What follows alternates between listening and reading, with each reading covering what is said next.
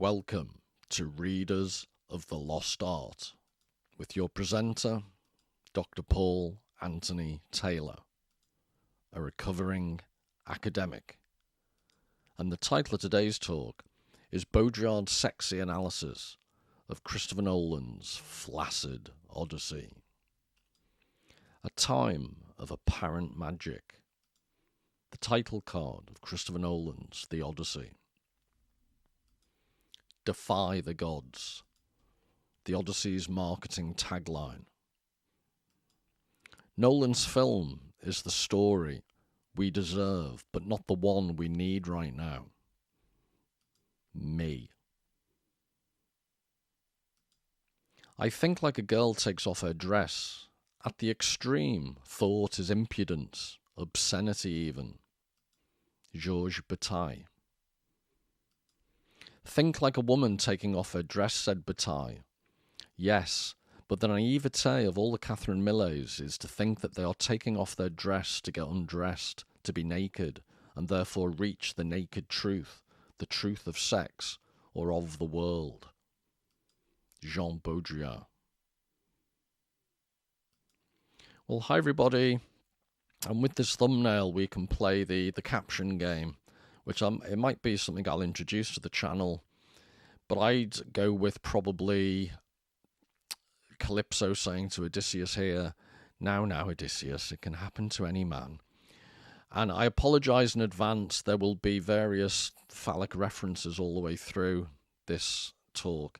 My defence is that the Greeks and the Romans started it in classical theatre and epic poetry. There's lots of sexual activity going on, and there's lots of phalli, is it? The plural of phallus. So what's interesting to me is, and one of the themes of this talk, is the way in which Christopher Nolan avoids the romantic aspect that's present within Homer's original. And I suppose you could say throughout his whole oeuvre, Nolan really avoids, he's known as quite a chaste director, he avoids the whole notion of sex in his films. I think I'm right in saying in Oppenheimer was one of the few occasions, and I'll talk about it later, even then, it's a very odd sex scene he includes in Oppenheimer. And, well, anyway, let's see how long I can keep up the innuendo. See, I've just done it again. I was going to say the only really stiff thing in this film is the acting, but I'm going to try and stop now. I won't keep doing it. But what I'm going to do, this is not a film review. It is not a reaction piece. What I want to do is take one particular aspect, the role played by Matt Damon, the way he plays the role of Odysseus, and the reasons Christopher Nolan directed him to act that way, and the changes to the plot that Christopher Nolan made to emphasize the way he wanted Matt Damon to play the role. And I think whether you're a massive fan of the film or whether you don't like the film, I hope this talk will actually identify this particular issue about the role of Matt Damon as Odysseus. And I think, again, whether you like it or don't like it, please tell me in the comments if I've completely misunderstood. But most people, I think, would agree it's the representation in the film of what we would nowadays call PTSD, or someone who suffered psychological harm from warfare and is getting flashbacks and has feelings of shame and guilt.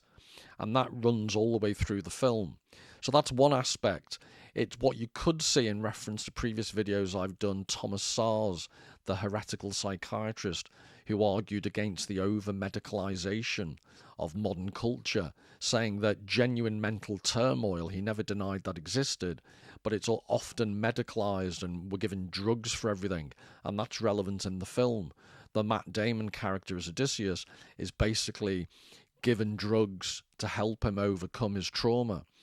So that's one aspect, this what you could see as either the over-medicalization if you're a critic, or if you really liked the film, you would probably see a very empathetic portrayal of a genuinely traumatized person. And you'd probably see this as a great modern adaptation of an age-old story about war. But this is the question I want to look at, using the work of Jean Baudrillard, in particular his book called Seduction. I want to look at the idea of, is the nuance and the ambiguity and the whole questionable aspect of war, is it flattened, is it decaffeinated, whatever phrase you want to use, by what Christopher Nolan's done? And that's what I find really interesting. Without more ado, just to look at this notion of Jean Baudrillard's Seduction. And if I don't get a haircut soon, that book cover is going to look very similar to me. But in the book Seduction, it's a collection of essays all around this theme. And I will hopefully do more on a related concept. So you have seduction, and he uses it almost like as a shorthand or as an encapsulation of the idea that beyond the world of science, beyond the world of technology, in the world of the arts and in the world of human relationships, seduction is used by Baudrillard to describe ambiguity, nuance. And so, yes, it has aspects of the traditional idea of what you'd understand by seduction. So the most extreme example would be, if you've ever seen the cartoon Pepe Le Pew, it's probably been banned by now, but it was basically they only made 6 or 7, but it's the portrayal.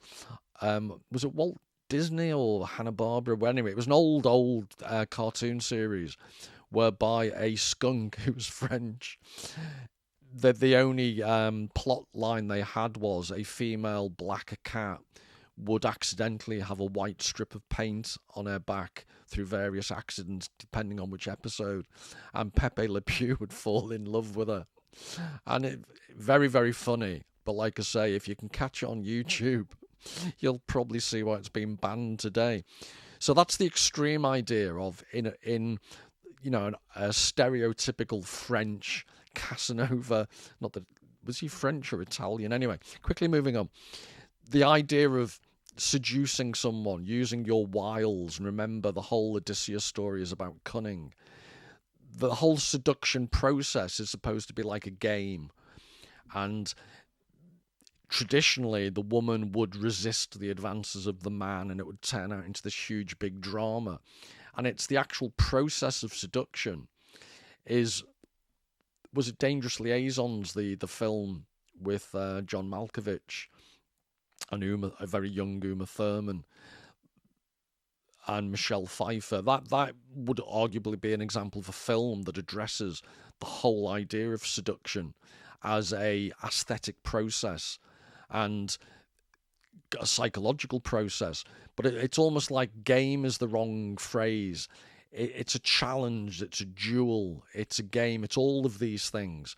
Whereas when you have technology and science involved, that's all about the removal of ambiguity, the removal of seductive processes, the measurement of everything, the objectification of everything. So Baudrillard's writing against that, and he's promoting the idea that what art gives us, or what other aspects of life beyond science and technology give us, are these ambiguities. And I'm going to look at future, hopefully, the concept of the obscene. The obscene for Baudrillard is the opposite, it's the corollary to seduction. So the obscene he uses in the sense of, if you separate out the prefix ob from scene, he argues we've lost a sense of distance with science and technology, and I'll talk shortly about Christopher Nolan's fetishization of IMAX cameras. We have this desire to capture everything, to immerse ourselves in absolute detail, high definition, and we've lost a sense of the stage, the gap between you, the participant, the viewer, the theatre goer, and the stage, which is separated by the proscenium arch. So that's been lost, and increasingly we're going to IMAX cinemas, and the temptation is to be thrown in media res, in the middle of things. So you've got seduction and you've got the concept of the obscene, and they oppose each other. You've also got the idea of reversibility. So Baudrillard likes this idea that no matter how systemic, no matter how powerful a system gets, it tends to be reversed by, for example, a pathogen. So, for example, I'm trying to think off the top of my head, but one would be superbugs in hospitals. They've used so many antibiotics and they've overprescribed them, and you can create such hermetically clean, super hygienic environments that antibodies, bacteria evolve and start fighting back. And, you know, in the medical profession, it's quite a crisis. There are increasingly antibiotic resistant strains of bacteria. And this would be an example of what Baudrillard talks about. When the system becomes too perfect, a reversibility happens. It reverses back upon itself. And then finally, the things that this reminds me of, this book Seduction, throughout the film, there's this concept of Xenia. Sorry, Xenia isn't spoken about. What's spoken about is the law of Zeus. And that is based upon, I'll get into it shortly, I would argue a fundamental misunderstanding of the Greek notion of Xenia, guest hospitality, how you look after your guests, what responsibilities your guests have to you. This is reinterpreted in the film in, I think, quite a dodgy way. But anyway, all of these issues, I think Jean Baudrillard's work, Seduction, I think helps get a handle on why you might look at Nolan's production of the Homer epic in hopefully a different, I'm not asking you to agree with me, but you might see it in a different way, informed by Baudrillard's work. So in the epigraph, he mentioned Catherine Millet. He talked about, you know, Georges Bataille talked about taking off your dress. And Baudrillard mentions this Catherine Millet. And she did this 2002 memoir, The Sexual Life of Catherine M. And I'm surprised she's shown laughing there. If you'd read the book, you'd be absolutely exhausted. The name gives it away. The title of the book gives it away. She basically engages in activities that would make a rabbit blush. And it's all put out there in absolute detail. And Baudrillard uses this as an example. So, yes, it's about the sexual life, the extreme nymphomaniac sexual life of this woman. It's her account in all its gory detail. But he's using that as a metaphor for, in the epigraph, I think it's said about, it's about sex, but also about the world in general.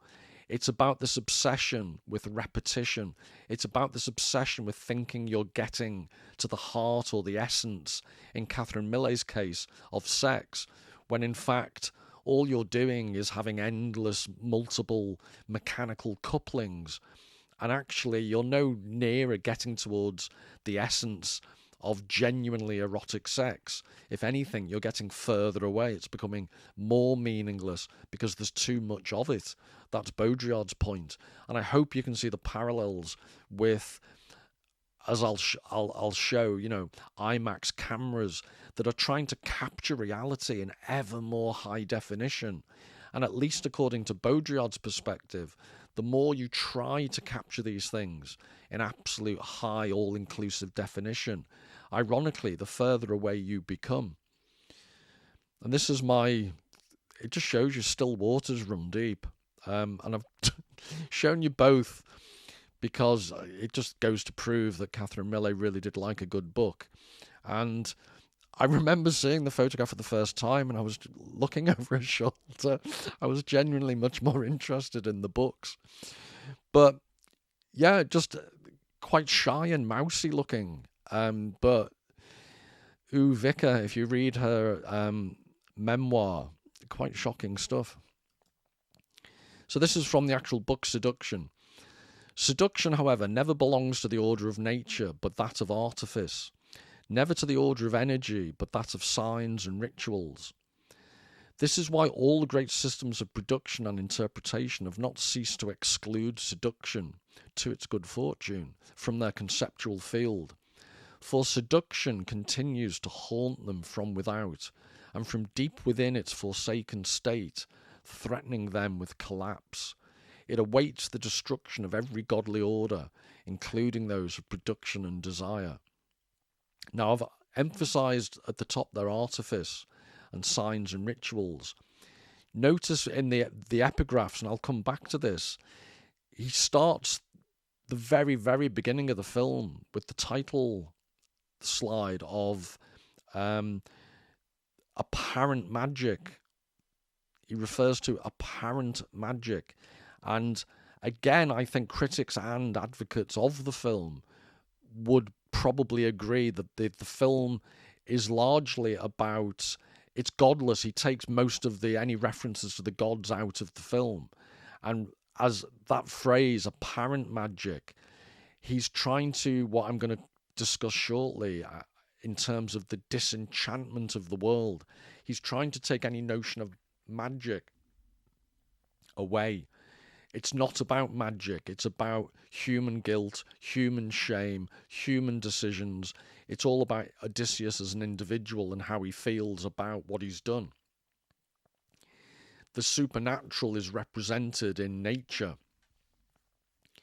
And, you know, it's there within someone like Circe, who is portrayed almost witch-like. But generally, the film is about getting rid of any sense that the magic is real. And as I said, it's more about the sense of disenchantment. And I'm interested in, I think that's a theme, again, throughout Nolan's work. So the film that would most obviously address that is his earlier film, The Prestige, which is all about the trickery involved in so-called magic performances. And what it's really about is that there is no magic. There's always a rational explanation.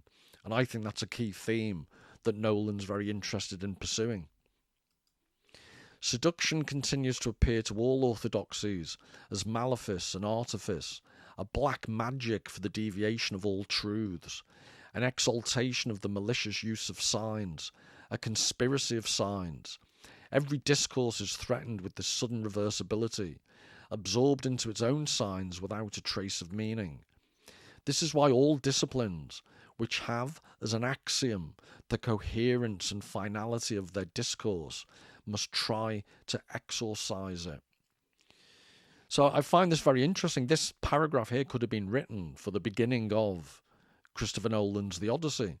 The idea that he's trying to expunge, he's trying to exorcise any sense of magic. And he's all about the coherence and finality of their discourse. Christopher Nolan seems to want to portray this godless world. And this idea of why I think Odysseus in Matt Damon form is quite emasculated, and there's no real sexual relationship between, in the film, Odysseus and Circe and Odysseus and Calypso. Whereas in the original, I'll show you quotes later on, I'll quote in depth all the examples of Calypso and Circe being all about their sexual attractiveness and their seductiveness and the way they enchant Odysseus, not just Odysseus in one case, but Hermes, the messenger of the gods. So I mentioned Oppenheimer as one of the few examples when Christopher Nolan does show sexual activity, but even then it's really odd. So for those of you who haven't seen the film in Oppenheimer, how would the colloquial expression go? These two are getting it on. I should do that in a Barry White voice. So they're in the middle of a hot and sweaty session, and the female character heaves herself off and starts looking at his books on the bookshelf. And one of them is the Bhagavad Gita, the Hindu holy book, or one of the holy scriptures of Hinduism. And she asks him, what does it say? So he starts to basically translate, and she says no in the original. So he reads it in Sanskrit. But what it means is, now I am become death, the destroyer of worlds. And this just made me giggle. Because if you think of Le Petit Mort, this is Le Grand Mort. It's now I am become death, the destroyer of worlds. And this turns her on, and they go back at it. But anyway, so very unusual when he finally does get to putting sex in one of his films. It's in a very odd way. And here we are with his... Matt Damon may not be a particularly phallic character, but here we have Christopher Nolan with his phallic extension of his much fetishized IMAX camera, thrusting it into the world to capture everything he can.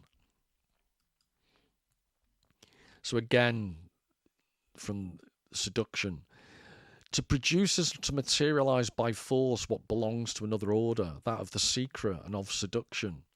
Seduction is, at all times and in all places, opposed to production.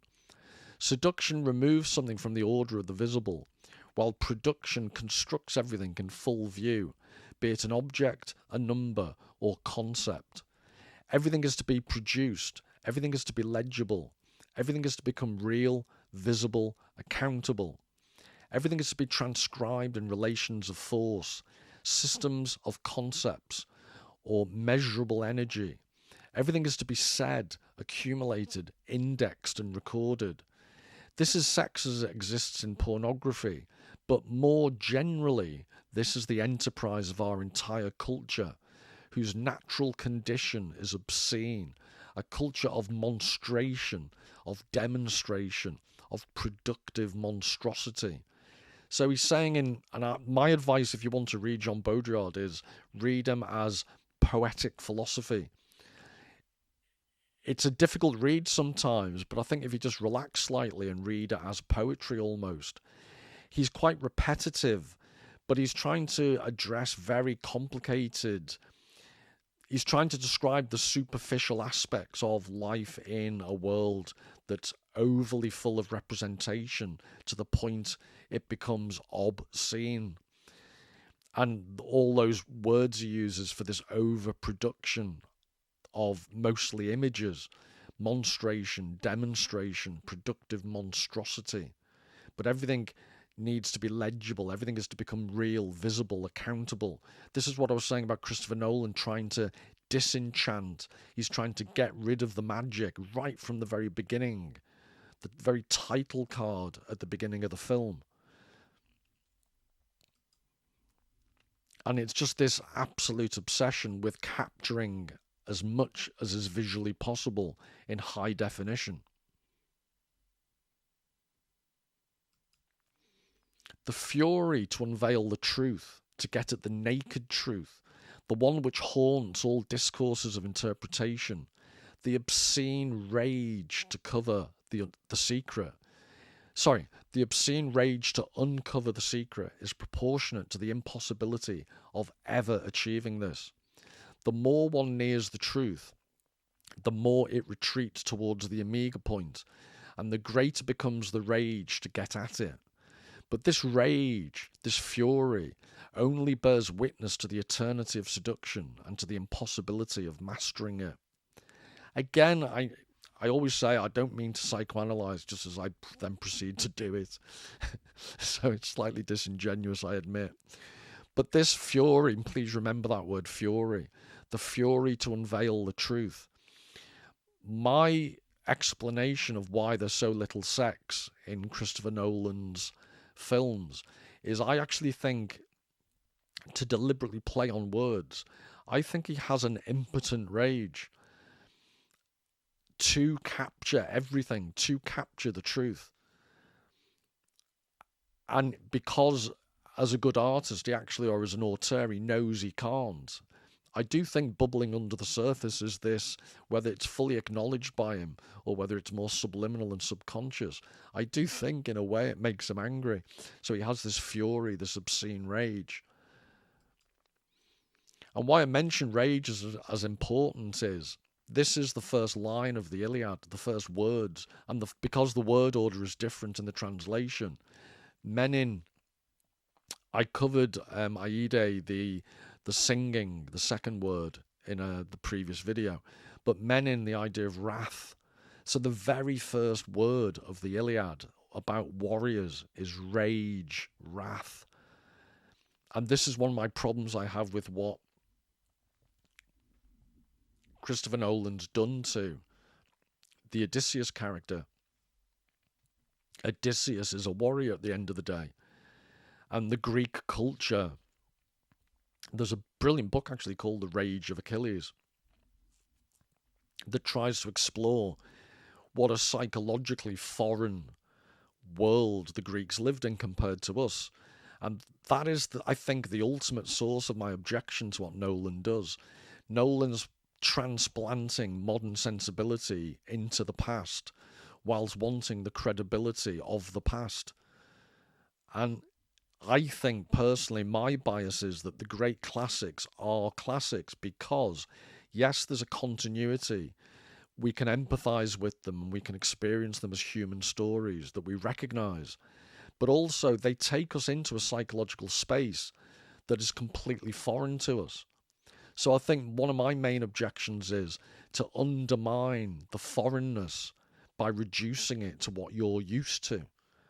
If you read the Iliad, this notion of rage and honor and the warrior code, it's completely alien to a modern, metrosexual man in this day and age. And that's why I argue it's incredibly important that we keep reading them so we don't disappear up our own fundaments of what we're used to rather than a different way of seeing the world. So the Odyssey, this is the first line of the Odyssey.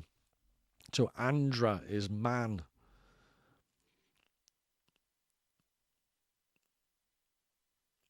And the idea of polytropon, a man of twists and turns. So poly, many, tropos, turn or way. And I think, without getting into all the technicalities of why lots of people don't like the Emily Wilson translation, from memory, she translates twists and turns as a complicated man. Whereas I think you can see from this, polytropon, it's much better as twists and turns than it is complicated man.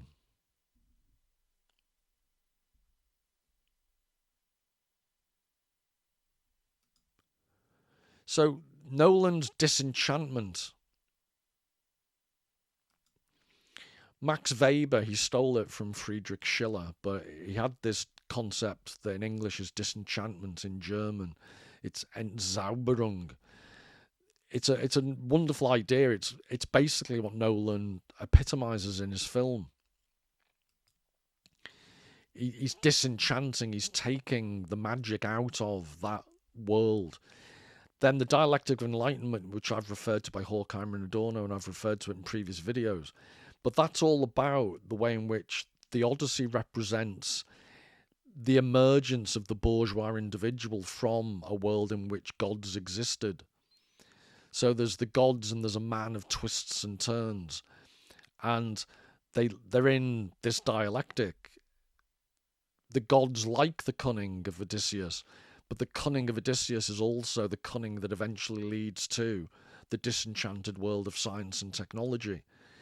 So they're identifying Horkheimer and Adorno, the beginning of the end of the magical world, ironically, in the Odyssey itself.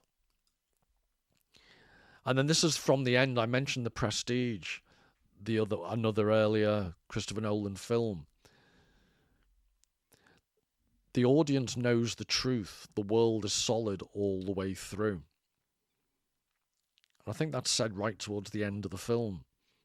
So again, the end of The Prestige and the beginning of the Odyssey by Christopher Nolan are all about seeing through the magic, this idea of disenchantment.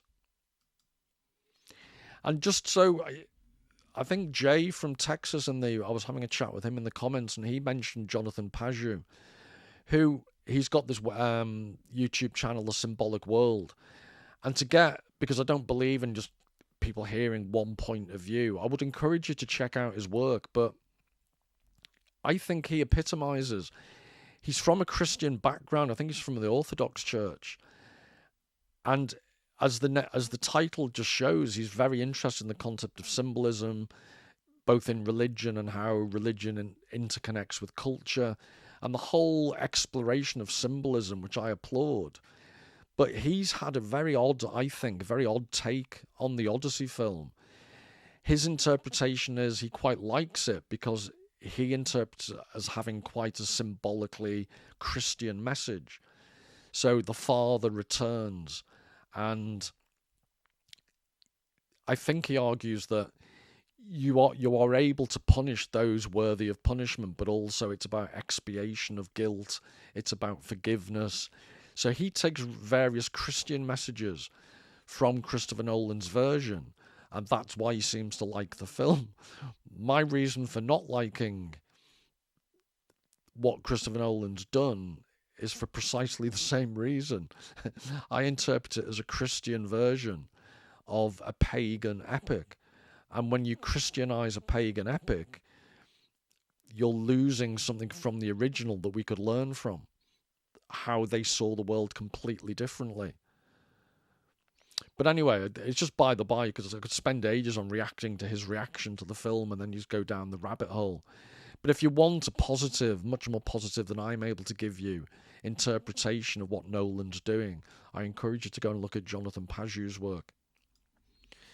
And here we have what the Odyssey could have been if it was directed by Benny Hill.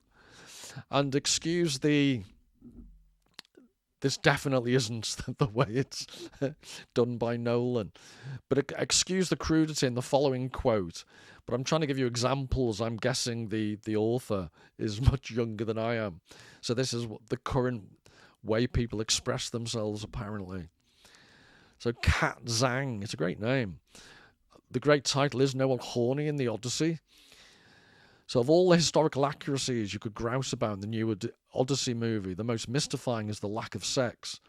The Odysseus of Homer's epic poem was laying pipe nightly on an island, while Aeseae, his wife Penelope, was fending off drunk suitors who would go off to have quickies with the servants. In Christopher Nolan's modern adaptation, no one gets so much as a boner, which I believe is a technical literary term. And she goes on to say, Nolan's Odyssey excises a lot from the original. Concretely, the politicking of the gods whose meddling introduces a juicy layer of drama, a telling exchange with the aforementioned Cyclops, and a stay with the utopian Phaeacians, who are actually the ones to send Odysseus home, among many examples. More abstractly, playfulness, mischief, eroticism. So it's quite interesting that she just lists the practical things that Nolan takes from the original. But then she says more abstractly, playfulness, mischief, eroticism. That's very similar to Baudrillard's notion of seduction, what's missing in the technologized world. Nolan's Odysseus is not the hubristic, virile warrior who delays his return home to essentially go on vacation and jeopardizes his men's lives out of sheer stupidity. He is a war-scarred mope, tormented by guilt over the damage he's done.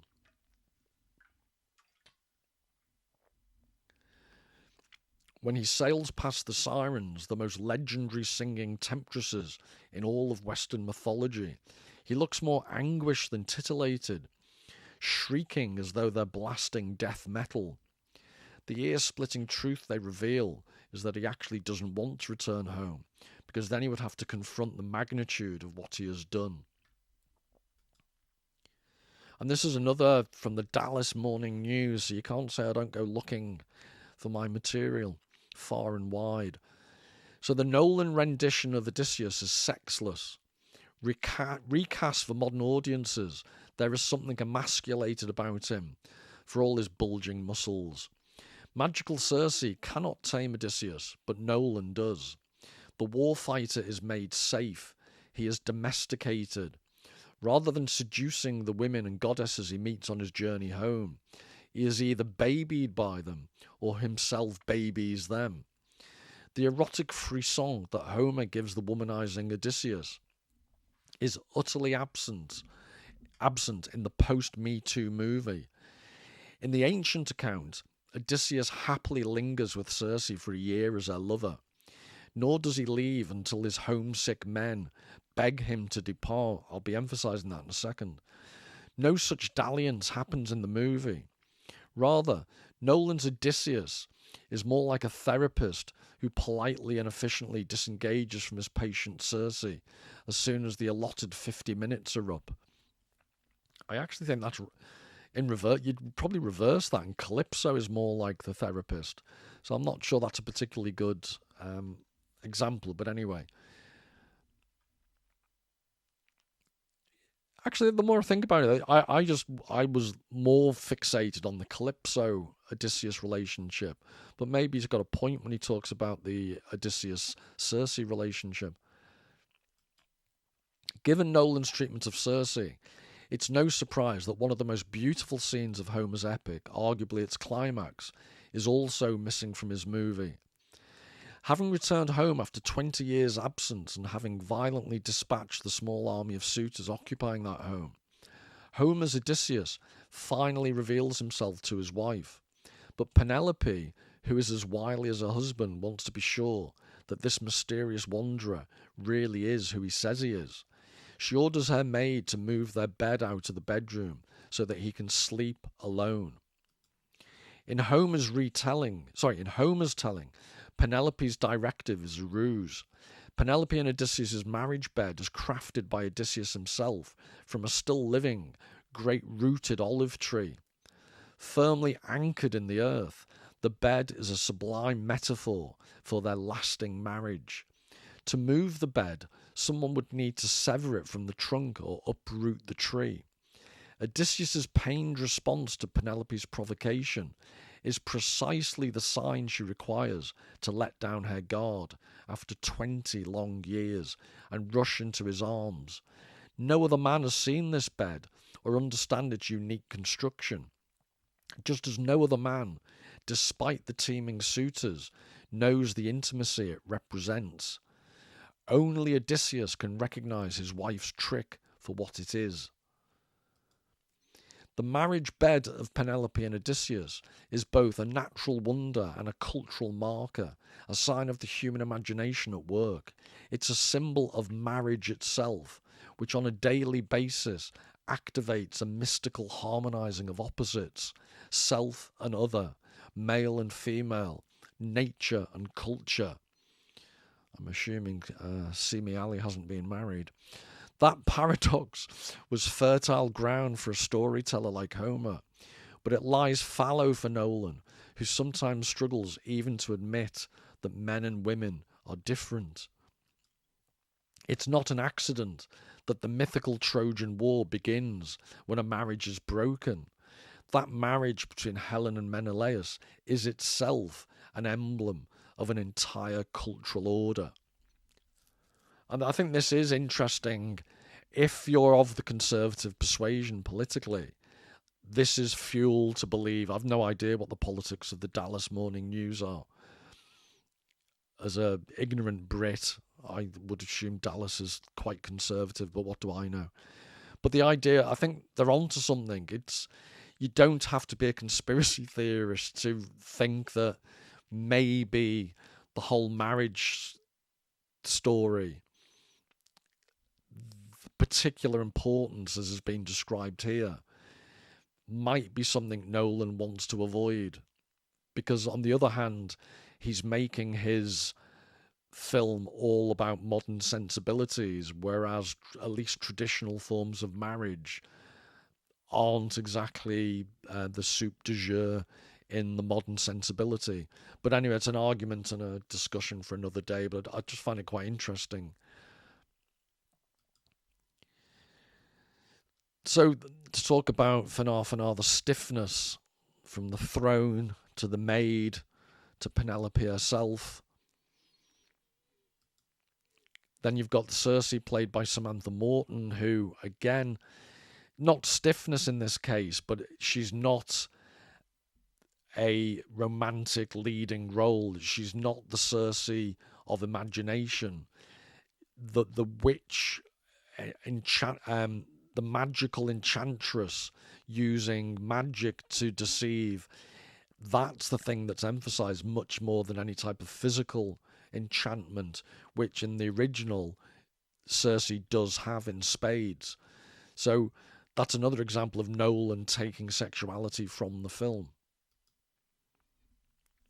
And then you have the Charlize Theron character of Calypso, and again, correct me if I'm wrong, but most people seem to agree it's a very therapeutic relationship. It's not heavily sexualized in the film.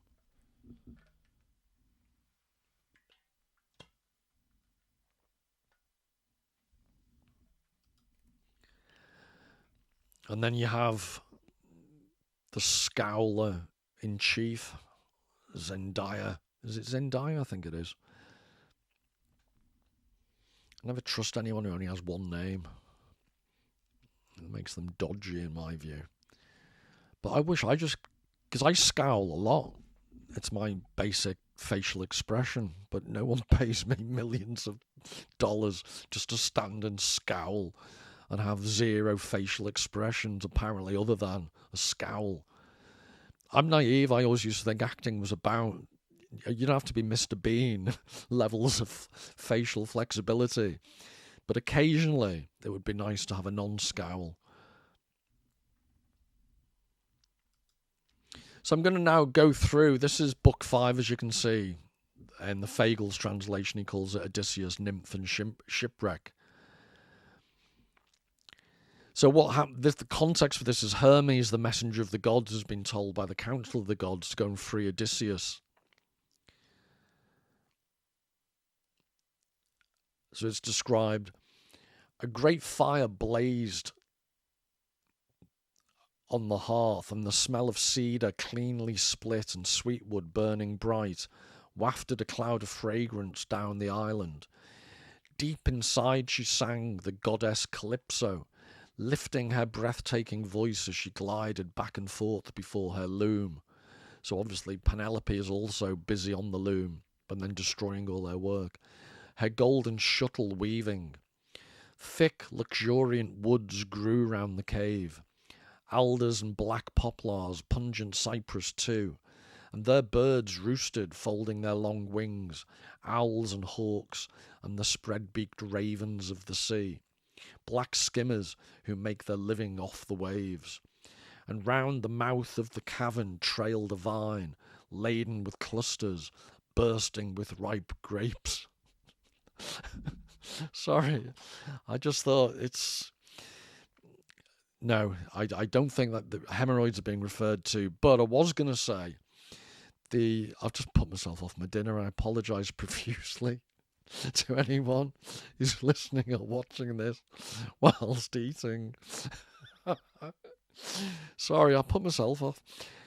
But the thick, luxuriant woods grew round the cave, and the whole notion of the cavern and the cave, I don't think you have to be a great Freudian to suspect that there are certain illusions going on.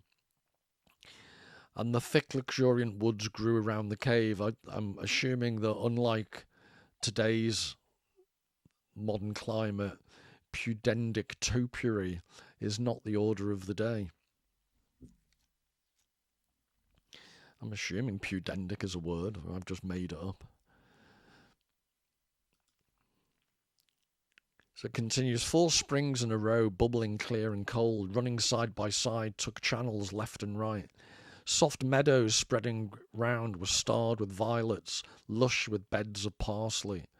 Why, even a deathless god who came upon that place would gaze in wonder, heart entranced with pleasure. Hermes, the guide, the mighty giant killer, stood there spellbound. So even a god is slack-jawed, gobsmacked, as you would say in the English vernacular, at the enchantment of the scene. And this is, in the original, this is not what Nolan looks at. Nolan excises, removes this from his version. So this is, I'm just giving evidence of the type of thing that Baudrillard would propose is absent in a modern, disenchanted technological society. And to quote Cilla Black, surprise, surprise, this has been taken out of Nolan's version. So the queenly nymph, she has the conversation. Hermes says, get your finger out, let Odysseus go. The queenly nymph sought out the great Odysseus, the commands of Zeus still ringing in her ears. and found him there on the headland, sitting still, weeping. So this is the Matt Damon part. His eyes never dry, come on you big wimp, his sweet life flowing away with the tears he wept for his foiled journey home, since the nymph no longer pleased. What I find interesting there is no longer. I suspect for a while he was pleased, which I'm taking that as the implication. In the night, true, he'd sleep with her in the arching cave. He had no choice. I'm debating that.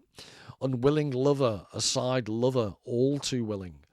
But all his days he'd sit on the rocks and beaches, wrenching his heart with sobs and groans and anguish, gazing out over the barren sea through blinding tears.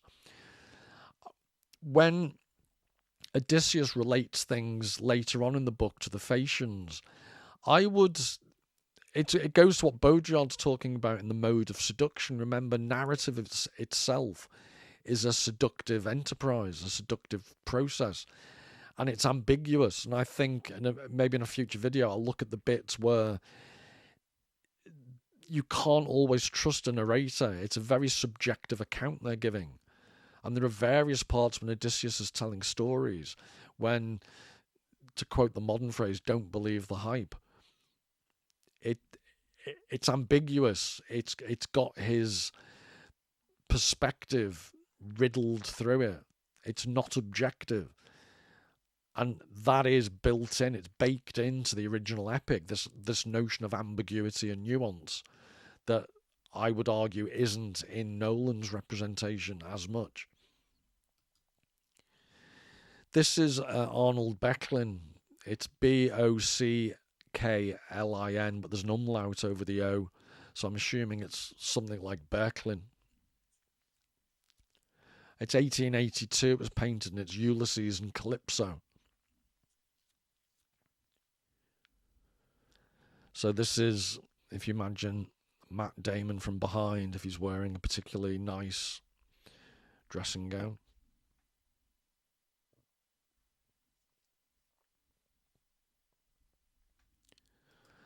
And then this is one of my, I'm just showing you by the by, this is Giorgio de Chirico from 1910 called The Enigma of the Oracle. And I'm just showing it so you can see how directly affected he was by the previous painting. I don't think it has much to do with, he's borrowed the idea, obviously.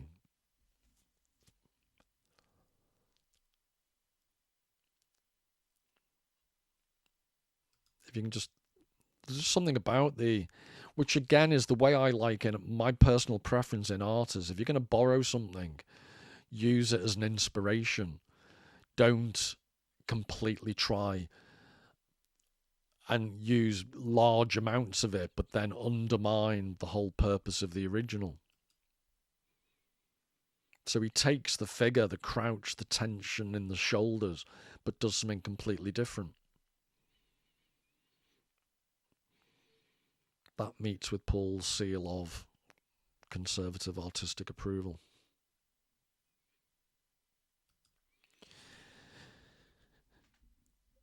So this is Calypso talking to Odysseus. So then, royal son of Laertes, Odysseus, man of exploit, still eager to leave at once and hurry back to your own home, your beloved native land? Good luck to you, even so, farewell.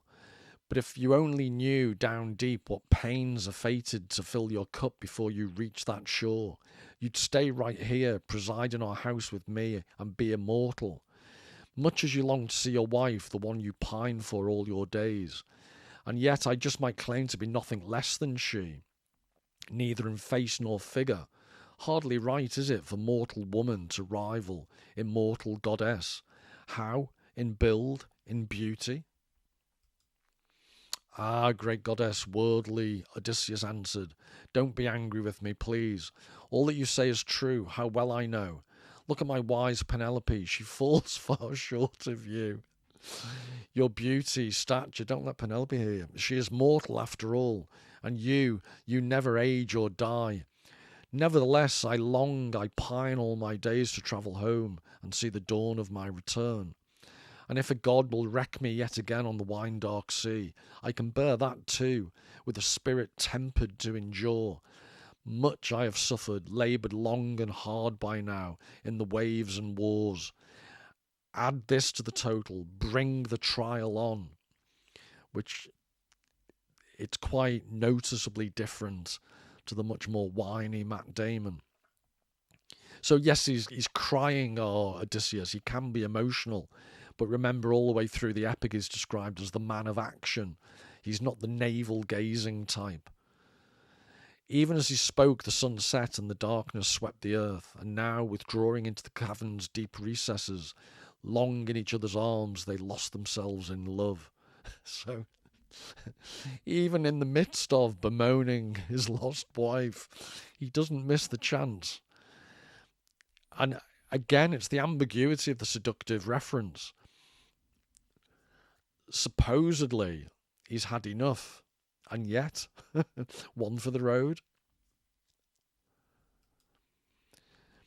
And then stop sniggering at the back, but the title of Book 9, In the One-Eyed Giant's Cave, quickly moving on.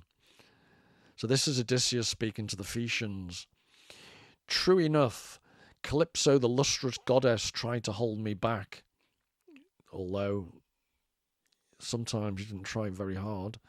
Deep in her arching caverns, craving me for a husband. So did Circe, holding me just as warmly in her halls, the bewitching queen of Aea, keen to have me too. But they never won the heart inside me, never. So nothing is as sweet as a man's own country, his own parents, even though he's settled down in some luxurious house, off in a foreign land, and far from those who bore him. This is Book 10. Deep in the wooded glens they came on Circe's palace, built of dressed stone on a cleared rise of land. Mountain wolves and lions were roaming round the grounds. She'd bewitched them herself. She gave them magic drugs. But they wouldn't attack my men. They just came pouring up around them, fawning, swishing their long tails, eager as hounds that fawn around their master, coming home from a feast. So she's domesticated even the wild animals, coming home from a feast, who always bring back scraps to calm them down. So they came nuzzling round my men, lions, wolves with big powerful claws, and the men cringed in fear at the sight of those strange, ferocious beasts. But still they paused at her doors, the nymph with lovely braids, Circe, and deep inside they heard her singing, lifting her spellbinding voice as she glided back and forth at her great immortal loom, her enchanting web. So again with the loom, it's this metaphor for the enchanting web.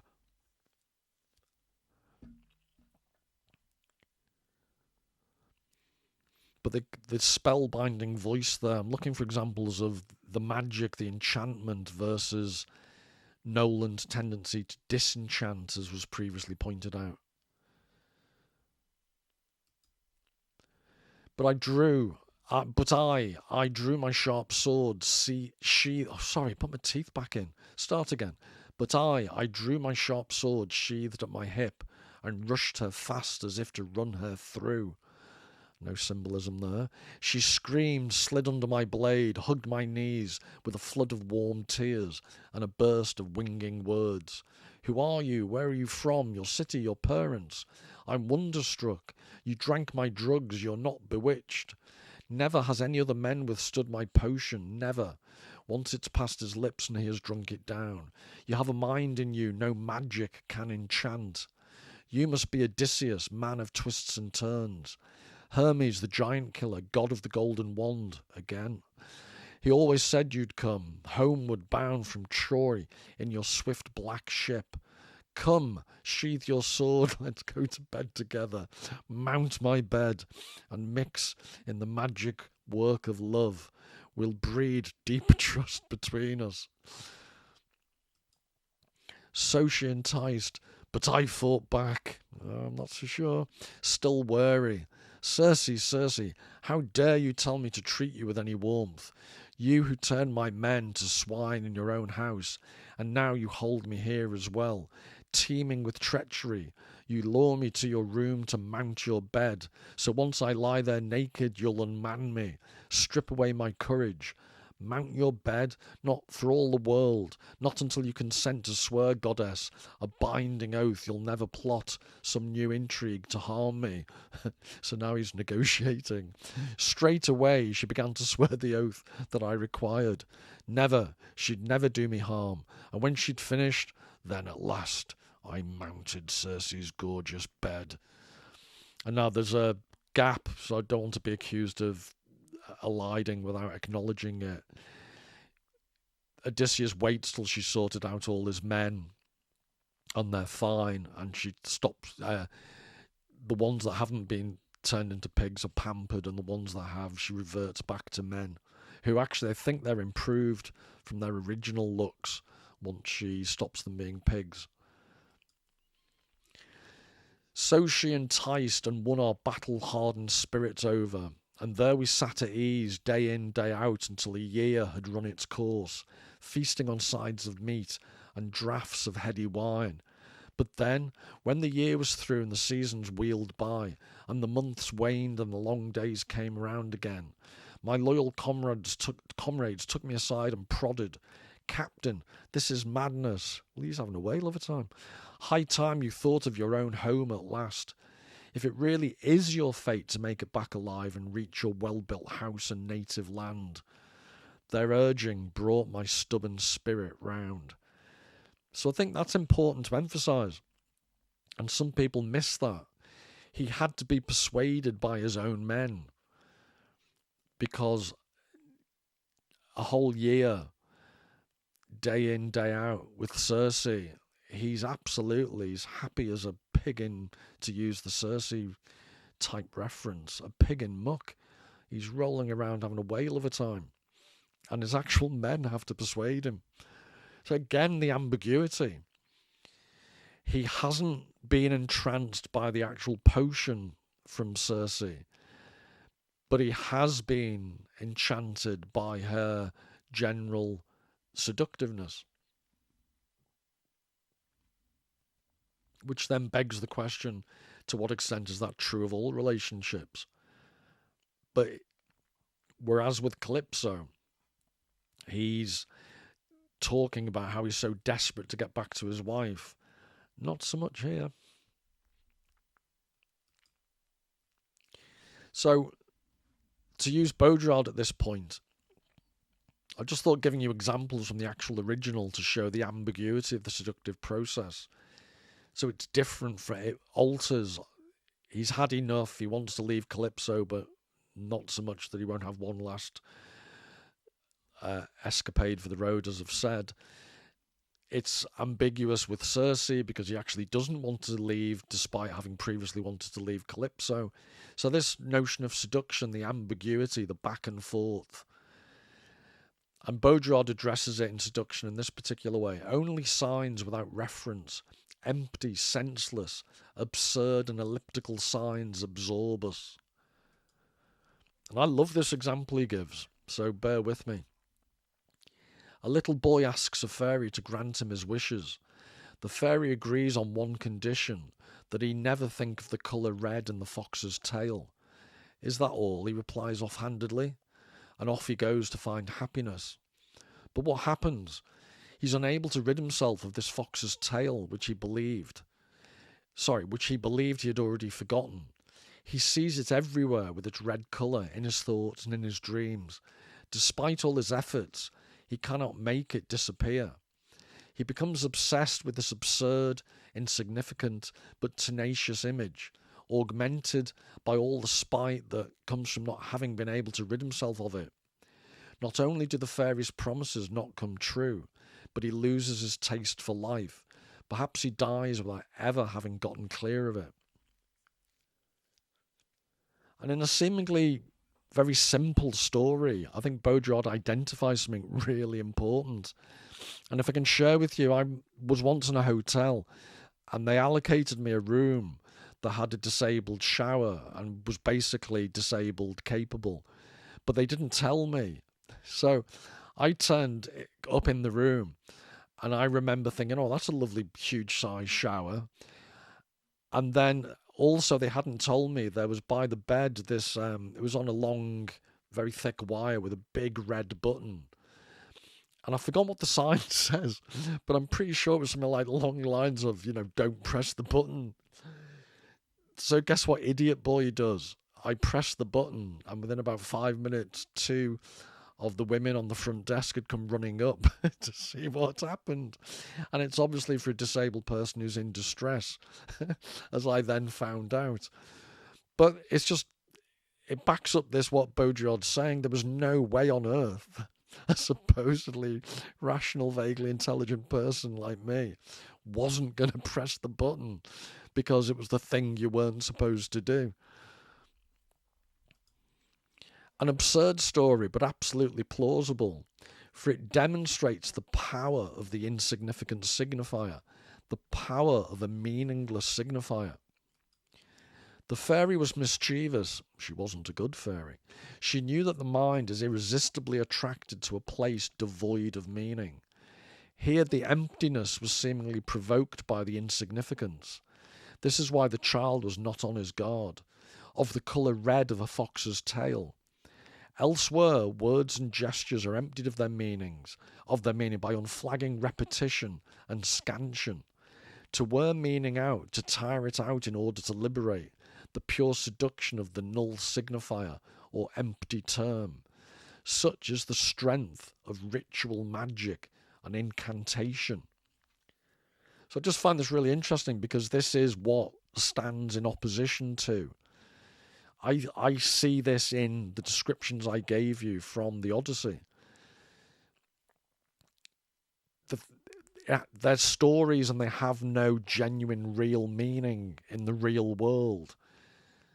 And yet they're absolutely entrancing and magical, such as the strength of ritual magic and incantation.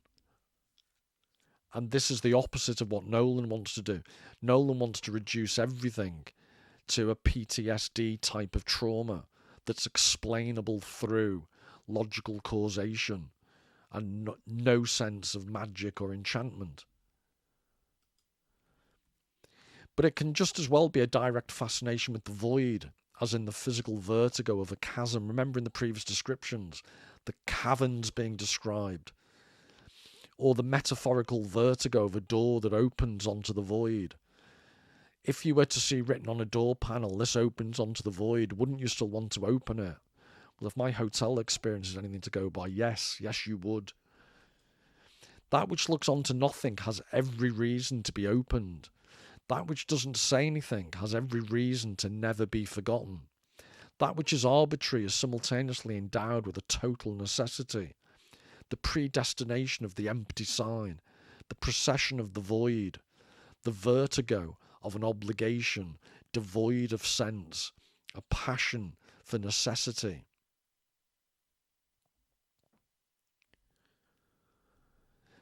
So all of these are about ambiguity. All of these are about the void of meaning. And it reminds me in a way, I don't know why it came into my head, but Ovid's Metamorphoses, there's a repetitious, ritualistic, almost in the previous slide, the notion of a ritualistic incantation. There's a rhythm, and there's this constant circling around, and it reaches its epitome in the myth of Narcissus. And I've used in the past the famous Caravaggio painting. And it's this void of narcissistic self-regard disappearing in the surface of the lake. And that, to some extent, is contained within all this classical literature, not the HD, high definition, excess of detail that Nolan's trying to provide, along with all his causal, de-deified, godless explanations. Here lies something of the secret of magic. The fairy was a magician. The power of words, their symbolic efficacy, is greater when uttered in a void. When they have neither context nor referent, they can take on the power of a self-fulfilling or self-defeating prophecy, like the colour red of a fox's tail. Unreal and insubstantial, it proves compelling because of its nullity. If the fairy had forbidden the child from doing something serious or significant, he would have pulled through easily. instead of being seduced against his will. For it is not the prohibition, but its nonsense that seduces him. Thus, against all logic, it is the improbable prophecies that come true. All that is required is that excuse me. All that is required is that they do not make too much sense. Otherwise, they would not be prophecies. Such is the bewitchment of magical speech. Such is the sorcery of seduction. So again, this is the void, this is the ambiguity of good literature.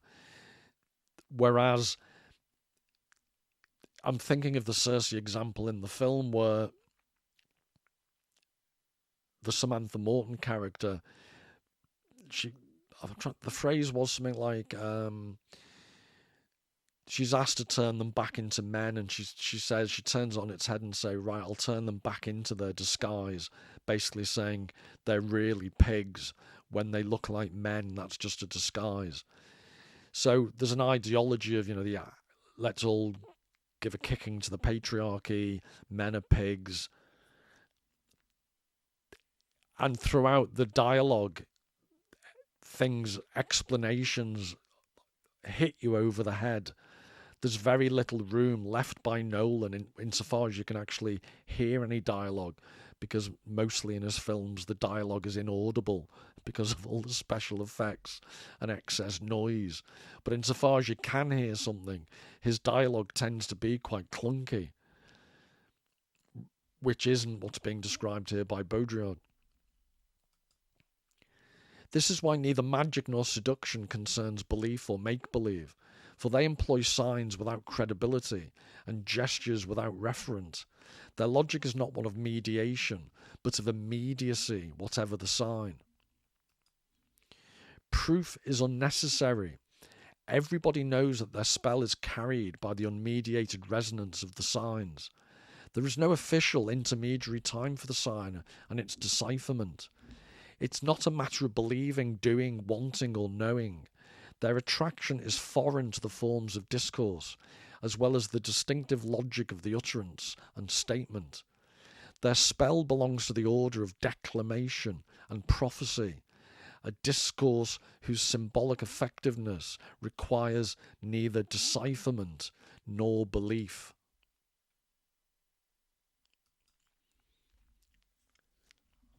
And then I like this example he gives of the panther, which will hopefully explain a bit more that previous slide. The immediate attraction of a song, a voice, or scent, the attraction of the panther's scent. So this is the references from a book by Détian. I think he was a Belgian writer, and I'm guessing from my poor French that's Dionysus put to death. According to the ancients, the panther is the only animal to emit a fragrant odour, which it uses to capture its victims. The panther has only to hide, his appearance strikes terror, and his victims are bewitched by his scent, an invisible trap to which they come to be caught. But this power of seduction can be turned against the panther. One hunts him by using spices, herbs, and perfumes as bait. But what does it mean to say that the panther seduces by its scent? Why is its scent seductive? And why is this legend itself seductive? What sort of fragrance does it emit? What accounts for the seduction of the song of the sirens, the beauty of a face, the depths of a chasm, or the imminence of a catastrophe, as well as the scent of the panther or a door that opens onto the void? Is it some hidden force of attraction or a powerful desire? No, these are empty terms. Seduction lies with the annulment of the signs of their meaning, with their pure appearance.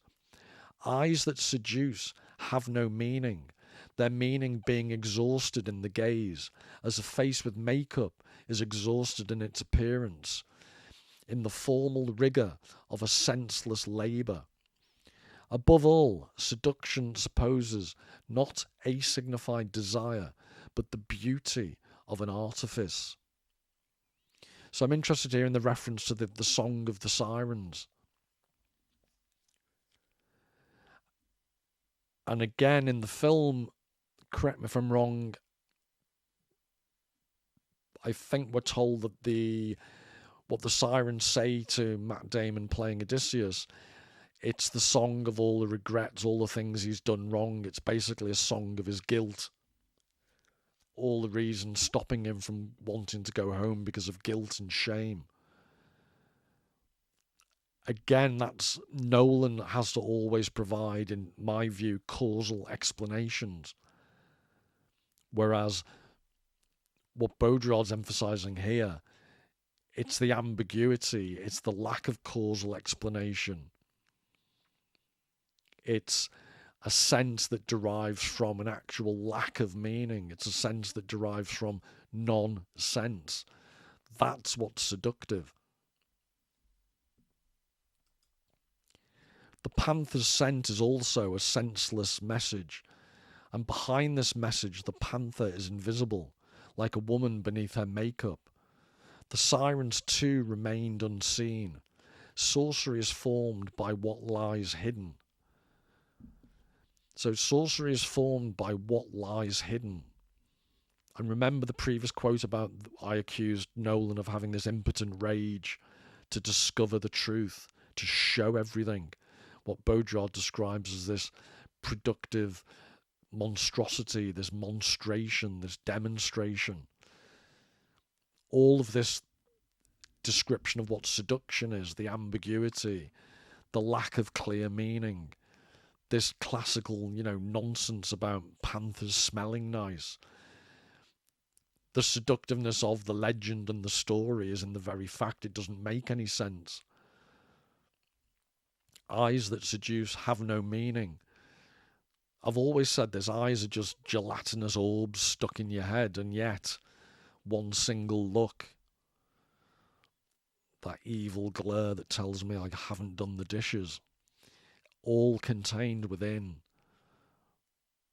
this otherwise, sorry to repeat the phrase, but it's always intrigued me, this gelatinous mess of a substance that yet just the reflection of light and how the iris and the pupil can dilate and contract can convey so much.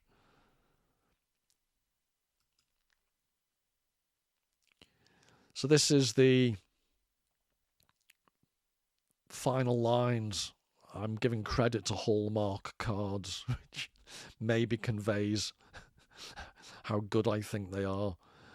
A new dawn will break over the darkened world when our mistakes will once again be forgotten, as Batman appears at the end of the film.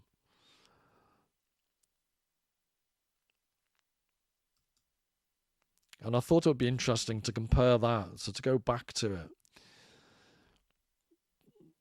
That's the best Nolan has to offer.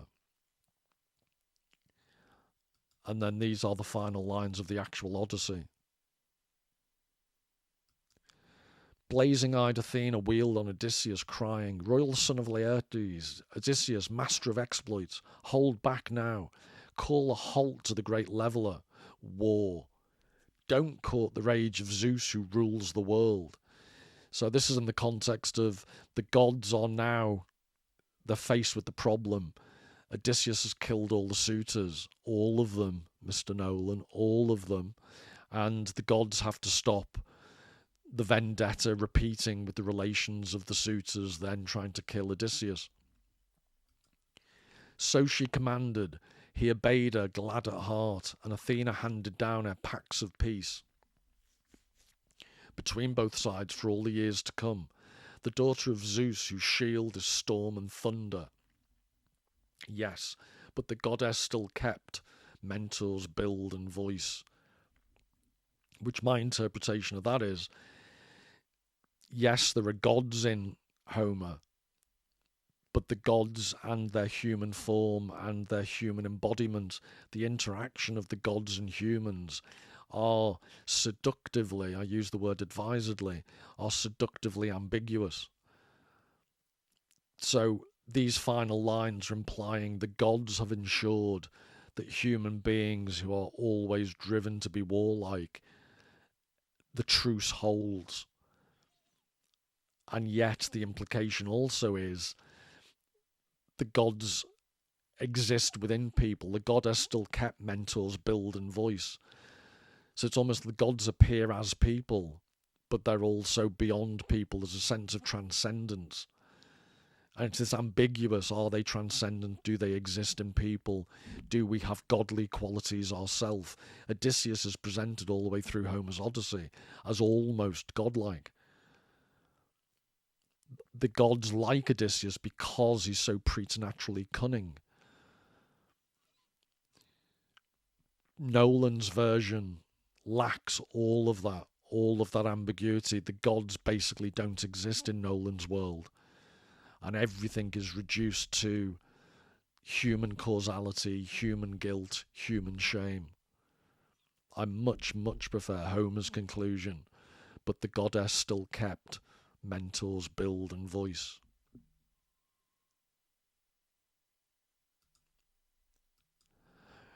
Well, I am now. I'm exhausted. I know how you feel, Matt. So I hope you enjoyed that. I hope you saw through the non-too-subtle puerile references, which, I repeat, I blame the ancients. They started it. I'm just continuing their ignoble tradition. So till the next time, all the very best. Take care.